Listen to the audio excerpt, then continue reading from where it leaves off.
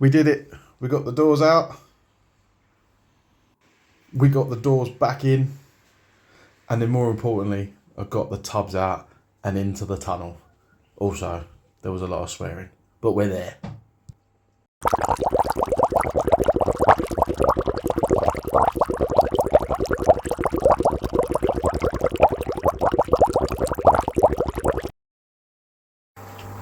Welcome back to Koi for another one. And as you can see, we have progress. So, going to be just having a quick update today, showing you how I'm getting on. Exciting times. You can see my two easy ponds are now in the tunnel. So, yeah, fun day in getting the doors out on the garage and then putting them all back without breaking them. I'm great at taking stuff out, but only normally when I can be destructive with it. But we've done it. Doors are back in, all working, safe and sound, and nice and watertight, more importantly.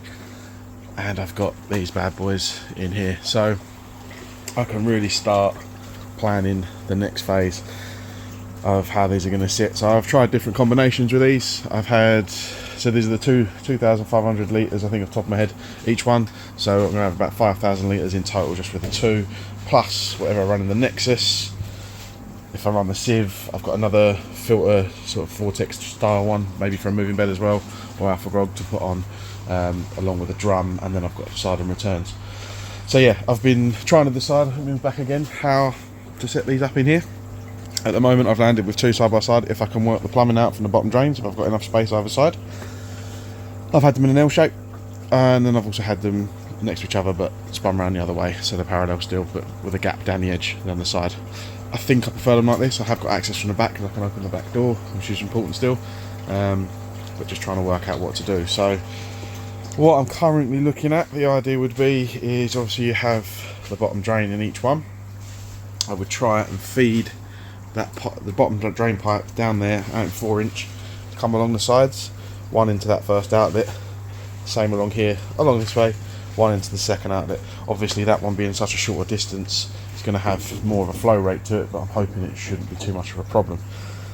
Then if I use the sieve, obviously it will pop up over the top here, down this side, and then the next feed will be this part here. Now this is what I'm thinking about trying to do something different with, because most applications I see these sieves being used, or the Aquaforte Ultra Sieve 3, they are on a pump at this point, so I would need a pump to pump that in to the Nexus.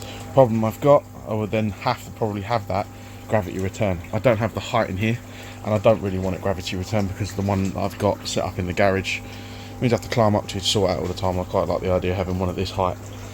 I don't know if fitting 2 inches to that and leaving that to feed that in gravity is going to give me enough flow.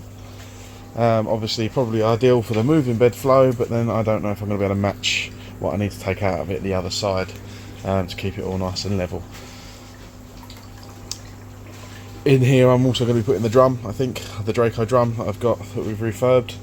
That will sit in here, so hopefully I'll have two absolutely awesome mechanical filtration parts that will stop any funny business in the outer ring. Lots and lots of plans, lots and lots of thinking about. I keep changing it every 5 minutes, so this will evolve. Got any ideas, any suggestions? Please chuck them in the comments. Anything I haven't thought of. Obviously what this is going to be to me at some point is this is going to be my monster grow on. This will be the largest volume or capacity that I've got access to, that I can hopefully move some of my bigger ones into and start bringing them on as well from the garage. Like I said, got another chamber which I'll bring up here and try and work out how I'm going to fit that in. As you can see, if I spin around the other way, I don't have an awful lot of room left. It's going to be mainly filtration now with these two in here.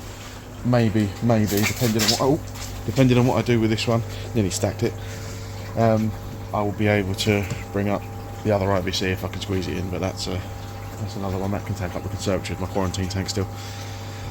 So yeah, like I said, any ideas, chuck them down. Happy to hear what I'll be doing if I do manage to run the two. Obviously the sieve will take out the main bulk, and that's hopefully a lot of the lump stripped from the water, and then the drum I'll put the finest mesh I can on it in terms of micron size, and then hopefully that will strip the rest out and leave me very little else to worry about in terms of mechanical filtration, especially with the amount I'll be feeding. That will hopefully be pucker. Quite excited about that. And I may, depending on how I set it up, I may consider building little showers onto these, again just for extra.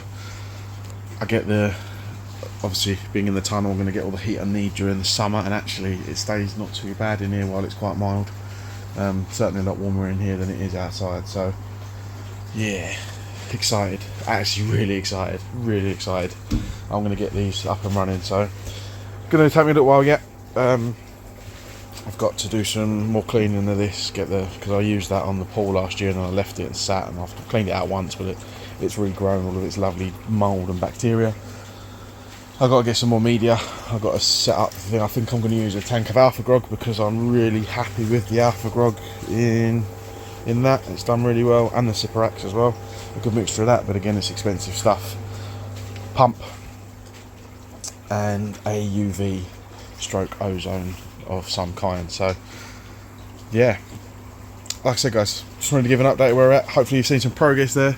You know, we're going to have two tubs side by side here that I'm going to be able to try 2 different types of food at the same time, and we can see comparison of growth, who gets on the better. So yeah, just wanted to give a quick thought on the Saki-Hikari as well. I know there's loads of chat about it as ever.